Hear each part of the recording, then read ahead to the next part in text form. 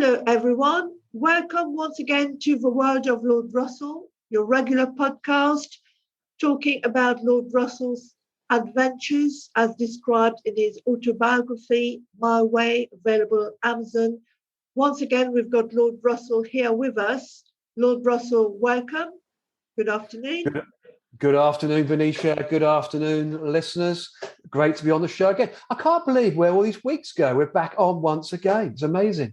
And the sun is still shining too. So that's good. Yes. It's a lovely day today. And this time we've got a very special adventure when Lord Russell was just started his journey into entrepreneurship. So he started as a child, aged 9 or so. So it was the introduction of a decimal coinage back in 1971. And he uses plastic money, which he was getting at school, to go to vending machines. So he's going to tell you all about this adventure, which is quite interesting. So tell us all about it, Lord Russell. You've really put me on the spot here, Banish. You really have.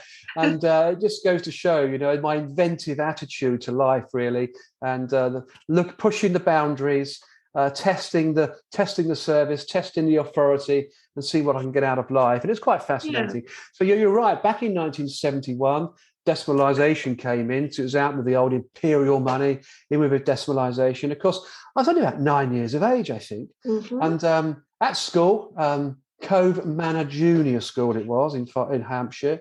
Always remember it very well. And of course, they introduced the coinage, the decimal coins. Even the halfpenny, of course, the half pence was alive then, wasn't it? Not anymore. Yeah.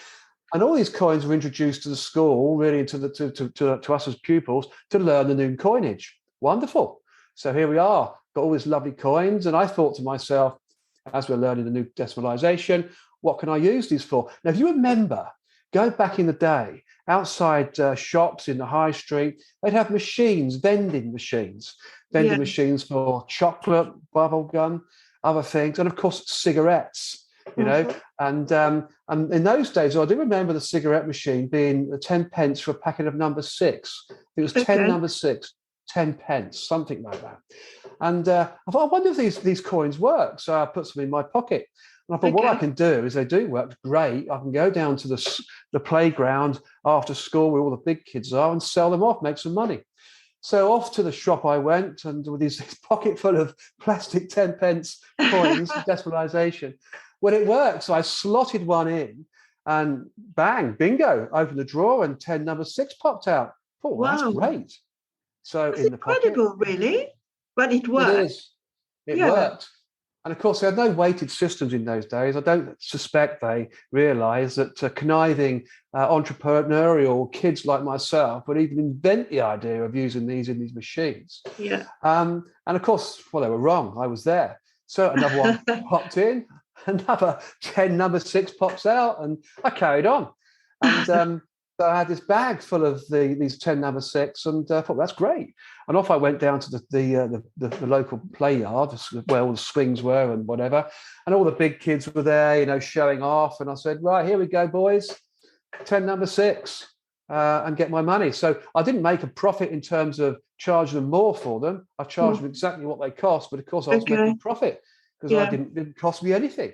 Yeah, exactly. Plastic coins for hard currency. Yeah. Fantastic. So that's what I did. And this went on for quite a while, actually. And then all of a sudden, the school was sort of saying, well, where's all these coins going? Well, I haven't got a clue. And everybody in the class is looking around at each other. Who knows what's going on here? No one knows. Anyway, that's quite a fascinating thing. And of course, in the end, this particular shop got a bit suspicious because all of a sudden they went to fill up the cigarette machine, which was emptied, and out come all these plastic coins. Yeah. So of course, they went off to the local schools trying to find out what's going on. And what did it? There was an inquiry about, who's doing this. But of course, no one knows. No one's going to own up, are they? So that particular bit of entrepreneurship came to an end, actually, on that basis. But it went on for weeks. It was fantastic.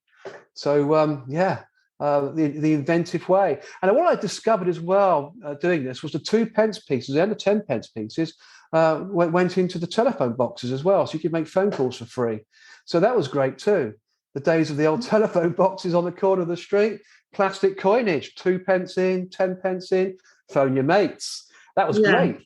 That worked as well. So a bit of fun, really, with the decimalisation of plastic coins at school. That was a fascinating thing. So, yeah, the start of my entrepreneurship, that was quite good, really. That sounds brilliant. Very inventive, shows your resourcefulness. Yes, of course. And your daring as well. Well, probably what's so much daring is probably kind of thinking, well, I won't get caught. I was young, didn't care too much, really, to be honest. Well, I didn't get caught, which is the main thing, and I made some money out of it as well, which is even better. So I thought, well, this is good. This is a good start to a new business. And it went on from there, really. Other things happened in my life, that was quite inventive to make money, and in my younger days. Even the cinema. I don't know if you remember the cinema story in my book. That was good. Yeah, the global cinema. I wanted to talk about that, actually. So that was another inventive streak of yours, where you were making money out of nothing, really. So out of your position there as a projectionist of a cinema. Yes. Would you like to tell us more about that? Well, yes, because I remember those days very well. I think I was only 14. And living in Cove, there was the army barracks down the road, the Gibraltar barracks they were called. So the sort of civil engineers. And they all en masse there, of course. And of course, on that site was a cinema called the Globe Cinema. Yeah. This whole Gibraltar barracks isn't there anymore. It's all a housing estate. They've moved off somewhere else. But nonetheless, at the age of 14, I managed to wander in one day and popped into the cinema, asked for a job, and got a job at 14 years of age projecting films up in the projection room. Could you imagine? That was a bit strange, yeah. And all sorts of films as well. Yeah, all sorts of films. And of course, Tuesday nights, I did Tuesdays, Wednesdays, and Thursdays, I think. And Tuesday nights was porn night. It wasn't really porn, of course. It was just, risque films. Erotica. Really, erotica. So it wasn't real porn. But of course, the squaddies on site loved all of this. I'd pay their money and go and sit in. Yeah. And of course, what it was in those days, it was these old carbon rod projectors. So there's two projectors either side shooting out the windows. And if you remember the cinema in those days, everyone smoked, and the shine of the cinema would go down onto the screen. You get all the smoke flowing through the light. It was kind of atmospheric, really, and smelly as well at the same time. Well, anyway, I had to run these two projection cameras. And when one was running out of film, I had to quickly run to the other one to switch over. And the indication of that was when you look at a film on TV, you see these little flashes go up on the top right-hand corner like little stars. Mm-hmm. And that's the indication to say that film reel is coming to an end to the projection. So you run over, switch off and switch on simultaneously, so the film continues. Okay. When I was watching these erotic films, I thought, hold on a minute. There's a splicing room to the side. What I'll do is I'll get hold of these reels of film, loads of them, by the way, in case they got ruined, and splice all the good pictures out. So all the erotic pictures, naughty ladies in just their underwear and topless and this kind of thing. Yeah. I'll splice them out, rejoin the film together. And of course, when you're splicing, it doesn't matter. You don't see a jump in the film because it runs so fast, but you're taking little snapshots of the film out. Yeah. So I thought, what I'll do is I'll go down to the Cove Market the following day, get these viewfinders, put in these little snippets of film of the naughty lady in her underwear or topless, and pop into the school playground the following day and sell them in the playground, 50p, lovely jubbly, everyone's a winner. So that's what I did. I did it quite regularly. And it became quite a thing in the end. So people would buy them off me, these little viewfinders, point them up to the sun, and have this little picture of a naughty lady. So that was another little entrepreneurship, was making 50p go on those. So that was quite funny too. And, you were still very young. So I was. Yes. And of course, the local squaddies liked me anyway in the end, because I come from a military family anyway. They'd invite me into the NAFI afterwards for a beer at 14 years of age. Heavens above. The things you did in those days. But I still got home. I still did my homework every week, and I still got my exams and all that kind of thing. So it was good. But so you were still quite studious and everything. Didn't neglect your studies. No, I didn't neglect my studies. That was great. Did it at the weekend or on a Sunday, or fitted it in somehow. But basically, like most kids in those days, I burnt the candle at both ends, Venetia. Yeah. So up early in the morning doing a paper round. Yeah. In the work, going to school. In the evening, I did this projectionist 2 to 3 times a week. Porn night on Tuesdays, I've just said. So my little entrepreneurship there, slicing films. And then other nights I do canvassing for Double Glazing Company. Okay. And that was great fun too, because I'd go out knocking the streets, picking up calls. This lady would go out and sell double glazing. And on a Monday, she'd say, oh, here's your earnings for last week, Russell. And I'd regularly get 40, 50 or 60 pounds. I was 14, 15 years of age. Yeah. I think the average wage in those days was £25 a week. So I was actually cash rich. Wow. So that's fantastic. Yeah. And of course, my father would ask where you're getting all this money from. I said, well, I'm working, I'm out canvassing, double glazing. And he got suspicious. So he wanted to see this lady one night. She pops in and had a chat, and he was okay after that. But yeah, so I'd regularly have money on my hip. So I could go down the market, buy a leather jacket, £25. They'd look at me and think, oh, you're only young, you haven't got any money. And then I'd roll off this wad of cash. I'd be astounded. And I'd walk away with a nice leather jacket, Go to the football on a Saturday, watch Chelsea play. I was cash rich. It was fantastic. And richer in those days than I am now, I think, to be honest. It's got a full circle. But yeah. That's very inspiring for younger kids those days. Well, I think what it's about really, Benicia, is to, I think kids really these days should look further afield. They should look at opportunities, not doing the things I did. They were a bit naughty, really, but you could get away with that in the 70s. But other options these days, other chances, business opportunities. Why not? Have a look at them, get on them, have a look and see what you can do. Don't sit back playing on your PlayStations every night. Think of something that's going to invent your mind and go off and find something where you can make money, create a business. That's what it's all about at the end of the day. Yeah. Because in those days, I never had computers. There was no Google. I had to do other things. So it was about doing the things I did and make money and open the mind up. Good fun.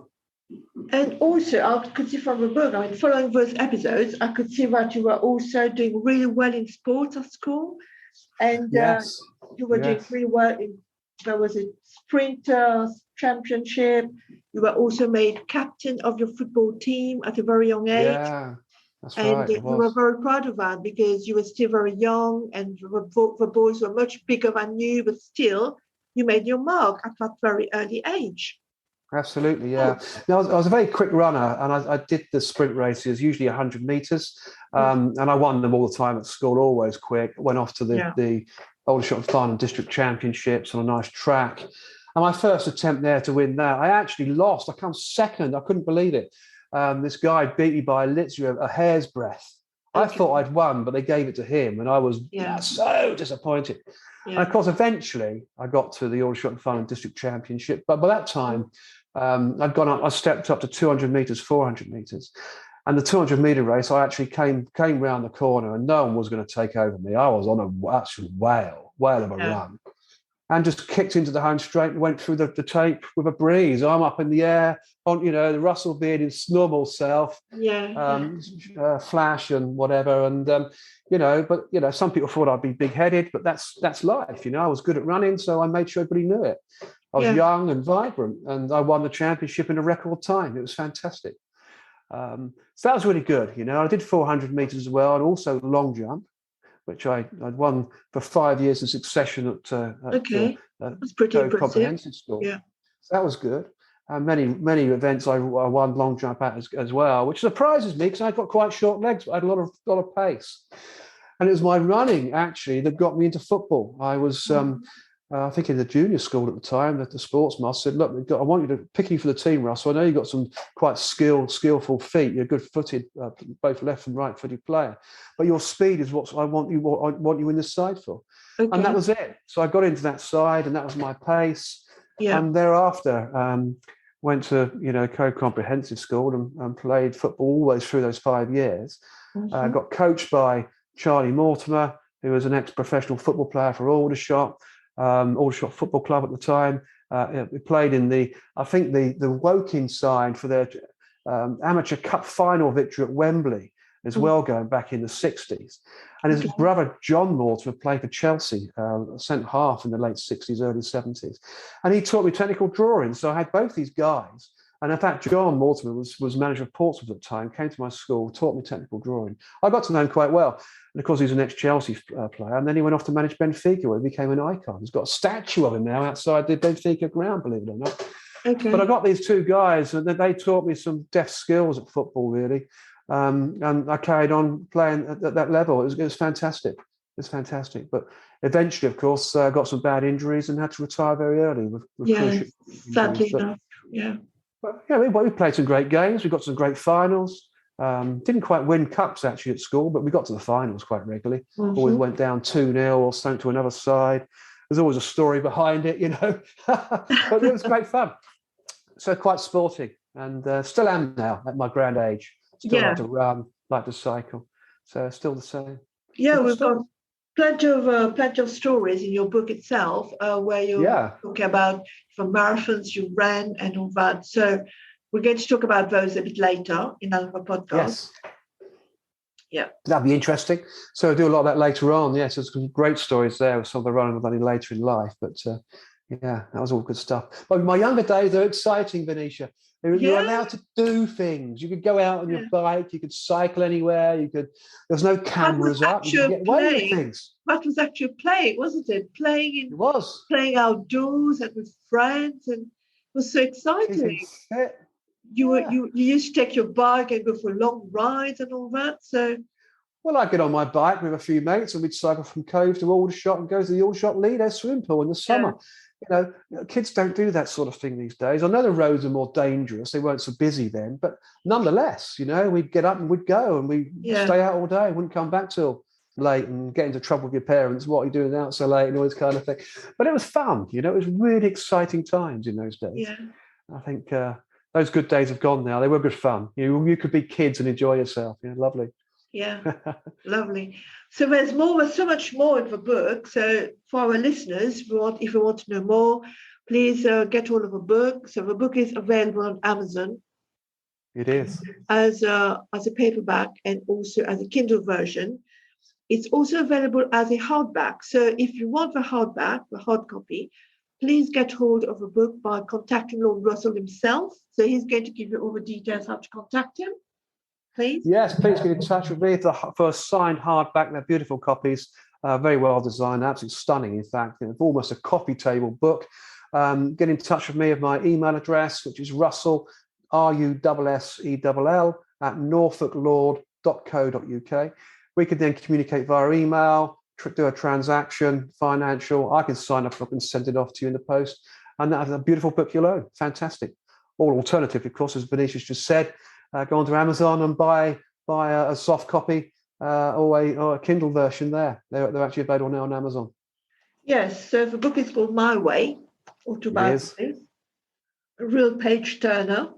It is. And I wanted to say, so I'm Venetia Peach, and I own and run a marketing and communications agency, Peach Revolution. So every week we have a chat about the book. So we delve into the different episodes.